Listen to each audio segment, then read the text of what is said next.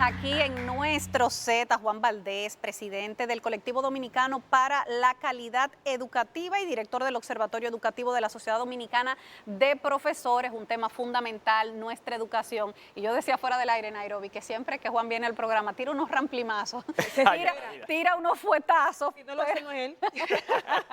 Y felicidades en el Día del Maestro. Gracias, Claro felicidades que a sí. todos los maestros de la República Dominicana. Estamos muy orgullosos de ustedes. Les felicitamos de todo corazón y auguramos mucha fuerza, mucho valor, mucha vocación para seguir luchando. Como decía Simón Bolívar, ser docente es la ocupación más noble que puede tener un ser humano y nunca podemos perder esa nobleza.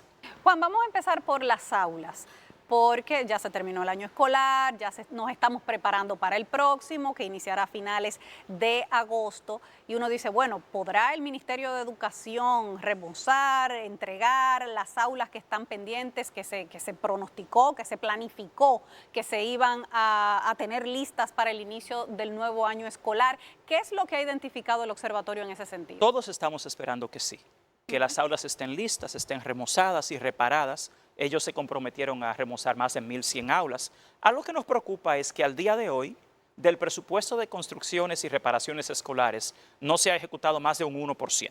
¿Un 1%? Sí, y ya faltan apenas 2 meses para iniciar el año escolar. Ojo, con relación a las aulas, desgraciadamente debo informarles que el próximo año escolar, más de 300.000 niños dominicanos se quedarán fuera de la escuela por el déficit de aulas. Al día de hoy, son más de 6.400 las que hacen falta.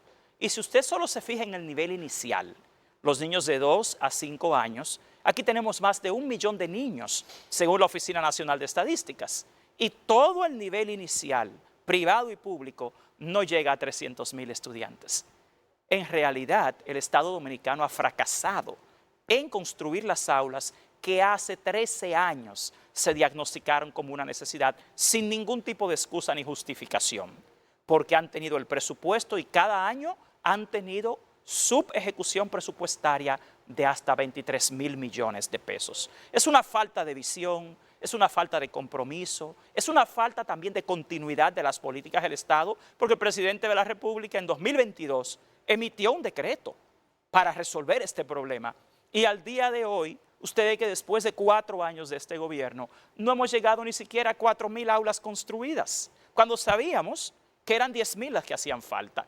O sea que primero el ministerio y el gobierno dominicano debe redefinir la asignación presupuestaria a la construcción de aulas, porque si sabemos que son más de 6.400, ¿por qué el presupuesto para este año solo estipula unas 900? Eso no tiene ningún sentido. Juan, se ha convertido en un método ya recurrente de que cuando inicia el año escolar, ante el déficit de aulas, el Estado dice, vamos a asumir estos niños y vamos a entrar entonces en colegios privados.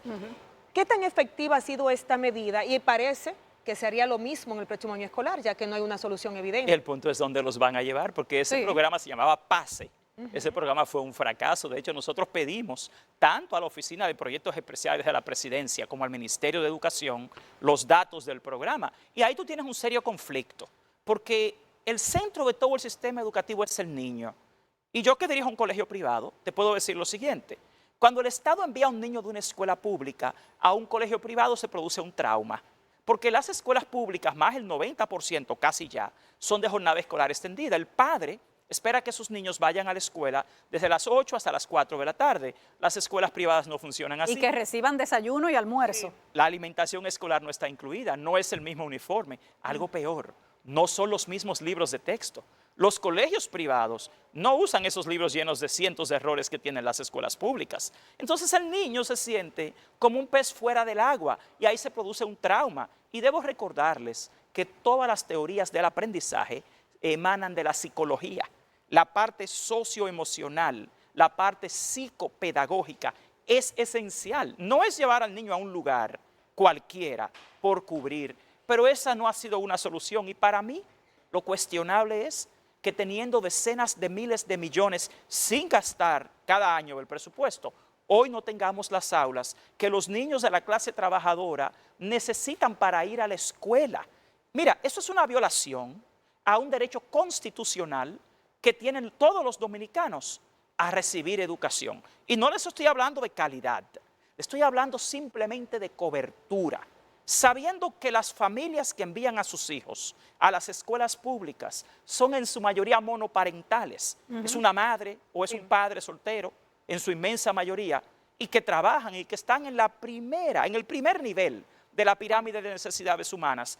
Todas las madres con un niño de 2, 3, 4 años quisiera llevarlos a una escuela pública, a un centro de atención integral a la primera infancia, pero eso no es posible.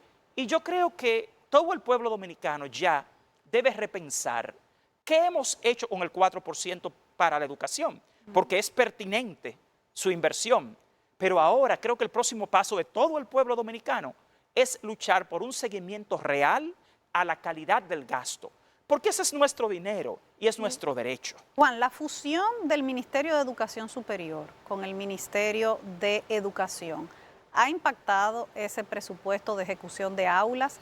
¿O el retraso en la construcción no tiene absolutamente nada que ver con asignación presupuestaria? No. Lo primero es que la fusión del MESID y el MINERT nunca se dio ni se va a dar. Eso es un imposible. Eso requeriría que la República Dominicana desarrolle lo que se llama un enfoque metagógico. Dígase, la conjunción de la pedagogía con la andragogía, y eso aquí nunca se ha dado. Además que es una locura. Sí, pero es a nivel de presupuesto. Bueno, a nivel de presupuesto hay un tema serio ahora. Sí. Por ejemplo, este año no se está asignando el 4% para la educación. Lo que se ha asignado a las escuelas públicas es el 3.82. Se le ha quitado más de 15.000 millones de pesos a las escuelas públicas del presupuesto que le correspondía este año, porque debió ser 324.000 millones y solo le han asignado 309.000 millones, a pesar de que tenemos escuelas con letrinas, sin buena ventilación, sin buena iluminación, sin buen mobiliario, sin buenos equipos, porque ya ni siquiera tenemos equipos electrónicos, dígase computadoras y tabletas en las escuelas públicas. Los politécnicos no tienen laboratorios equipados porque dejaron perder el préstamo que había precisamente para equiparlos. Y por otro lado hubo un escándalo de corrupción en la Oficina de Cooperación Internacional de casi 1.000 millones de pesos y tuvieron que cancelar ese proceso.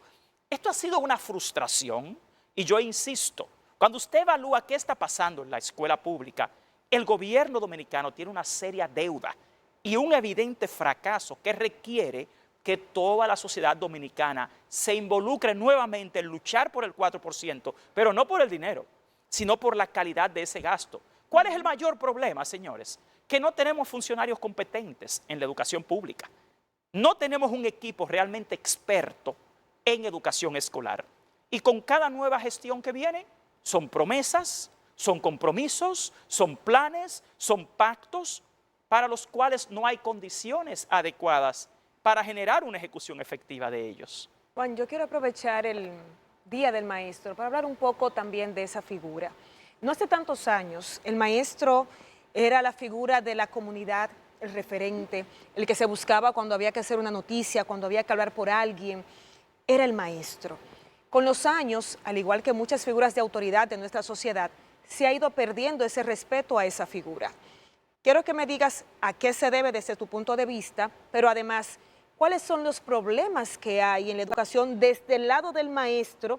Porque hasta ahora no tenemos ni siquiera una evaluación que nos pueda decir cuáles de nuestros maestros están en condiciones de impartir la docencia en las aulas. Entonces, desde ese plano, ¿cuál es la realidad del maestro en República Dominicana? La Internacional de la Educación ha publicado varios estudios explicando que en toda América Latina se ha generado un movimiento estatal, gubernamental, orientado exclusivamente a denigrar la figura del maestro, intentando culpar al maestro del fracaso de los gobiernos de América Latina en generar condiciones adecuadas para garantizar una educación de calidad.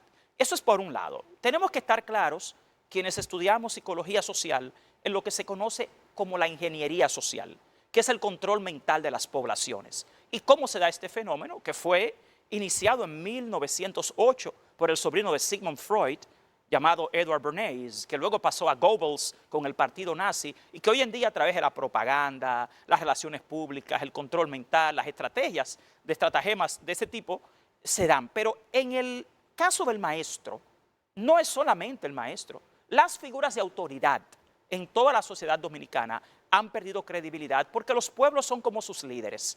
Si usted no ve que los líderes del país son los primeros en poner el ejemplo, Porque el maestro es una autoridad. El maestro es una figura tan respetada como en esos tiempos que tú refieres. Era un presidente, era un senador, era un cura, era una monja, era un diputado.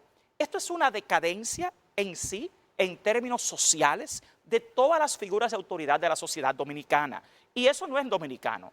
En toda América Latina se ha producido lo mismo porque en el año 1971 se dio una transición de lo que era la escuela humanista a lo que es hoy en día una escuela instrumentalista que apenas forma a un ser humano, incluyendo al maestro que fue niño y pasó por la escuela y la universidad, esencialmente para el propósito del trabajo y la producción económica. Cuando a ti te dicen aquí, por ejemplo, que se quiere reintroducir la materia de educación cívica, ellos se confunden en el hecho de que educación cívica, moral y cívica está en el currículo. La moral y cívica nunca ha salido del currículo. Es el enfoque que se ha utilizado para enseñarla ahora. ¿Pero por qué su fracaso? Es que el tema de la moral y cívica no se enseña por transmisión de conocimientos ni conceptualización. Es a través del ejemplo. La moral y cívica, al igual que la fe, se predica con el ejemplo, no con una asignatura. Y si un niño en una escuela va y un maestro le enseña el respeto, la empatía, la piedad, la compasión, y el niño sale de la escuela y ve que toda su sociedad no pone en práctica nada de eso, se produce lamentablemente una dicotomía, una desconexión. La educación moderna se basa en la construcción social del aprendizaje. Pero está claro, Juan, que para eso el maestro tiene que tener él las herramientas. O sea, él tiene que tener esas herramientas para poder transmitírselas a los niños. ¿Qué es lo que ha pasado con la evaluación docente? Sí. ¿Qué es lo que ha pasado con ese tema? Ese tema te lo voy a explicar. Para garantizar que nuestros niños tengan los maestros idóneos. Me encantó, para terminar la última pregunta, tu expresión. Tú dices, el maestro tiene que tener las herramientas para transmitir eso. Claro. Y el problema es que el maestro no transmite ni valores ni conocimientos de esa forma. En términos de psicología cognitiva, hay que entender la naturaleza del aprendizaje humano. Nosotros fuimos una escuela muy distinta a la de hoy. Tú me decías, por ejemplo, la experiencia canadiense. Sí. Lo que tú ves en Canadá no es un tema de instruccionismo. No es lo que el maestro le transmite al niño, es lo que todo el medio ambiente, el contexto, la sociedad y las prácticas de sus líderes ejemplifican. Con relación a la evaluación de desempeño docente, en este país, en 2014, se definieron los estándares profesionales y del desempeño para la certificación y desarrollo de la carrera docente. Ahí se definen 4 dimensiones que un docente debe dominar y llevar a cabo. Y esas están organizadas en 11 estándares y 187 indicadores. La evaluación de desempeño se hizo en 2018 y francamente fue un fracaso, por 2 razones.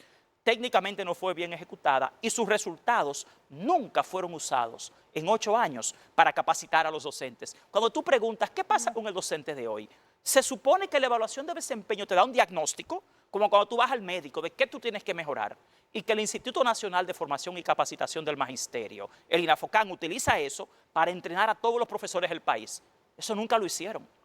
Aquí las propuestas formativas que se le dan hoy a los docentes son irrelevantes e impertinentes, porque realmente no se basan en un diagnóstico individual de qué ese docente necesita mejorar. Por ejemplo, hay docentes que tienen problemas con el manejo de la disciplina, o tienen problemas con el tema del contenido de la misma materia que ellos enseñan, o tienen problemas en términos pedagógicos, de que tú puedes saber y no saber enseñar.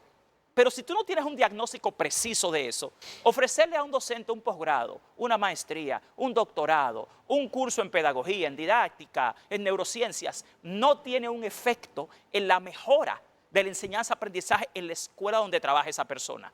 Eso solo puede posibilitarlo un diagnóstico de sus necesidades formativas y posteriormente un entrenamiento pertinente y relevante a ese docente. Aquí han tratado la educación como farándula. Aquí no ven la educación como una ciencia. Y la educación es una de las ciencias más exactas. Todo es medible, todo es remediable, todo realmente se puede mejorar. Pero aquí hemos tenido un grupo de improvisados dirigiendo la educación dominicana, que por un lado son un capricho del político, del gobierno del momento, o del ministro del momento. Fíjense que cada ministro aquí viene y lanza un plan como que estamos reinventando la rueda. ¿Y esa es la misma circunstancia de Miguel de Camps? Pero Luis Miguel de Camps, desgraciadamente, es una excelente persona, tiene excelente trato, pero Luis Miguel de Camps es un abogado, no es un especialista en educación.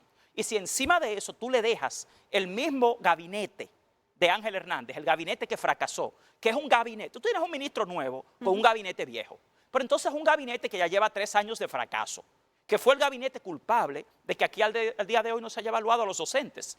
que fue el gabinete culpable de que tengamos libros con cientos de errores, de que no tengamos a los docentes que necesitamos en las aulas, que también el concurso de oposición docente haya sido un fracaso, que no se hayan construido las aulas, que no tengamos buena alimentación escolar. Señores, nosotros tenemos un derecho como ciudadanos a exigir funcionarios que resuelvan. Esto no es una monarquía. Aquí nadie es un rey, una reina, que se merece un puesto porque un gobierno ganó. Juan, y el pueblo dominicano tiene que aprender a exigir eso. basado en todos los puntos que tú acabas de decir así rápidamente, ¿qué podemos esperar de la educación de nuestros niños y adolescentes en República Dominicana, basado en todo lo que tú acabas de decir? La falta de evaluación de los maestros, la falta de aulas, la falta de estructura, la falta de planificación, todo esto. ¿Hacia dónde vamos educando a nuestros Yo creo que llegó la hora de que el pueblo dominicano se reactive, el activismo social, la participación de la ciudadanía, también los docentes. Yo siempre les digo, los docentes tienen que dejar de ser ovejas y convertirse en pastores. Yo creo que, mira, lo que sugiere el doctor Camarabadivelu de la Universidad de Yale en Estados Unidos es que los docentes tienen que convertirse también en intelectuales transformadores. No es solamente ser un conocedor y un experto en enseñanza, hay que ser un líder. Y la familia dominicana tiene que recuperar la autoestima, porque el pueblo dominicano se rindió y cree que esto no lo salva a nadie, y eso es mentira. Esto lo salvamos nosotros.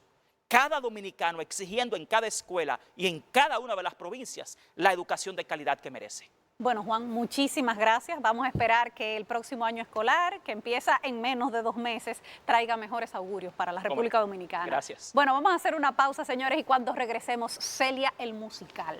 Está buenísimo. El musical basado en la vida de Celia Cruz, y tenemos aquí a la mujer que la va a encarnar. Ya regresamos.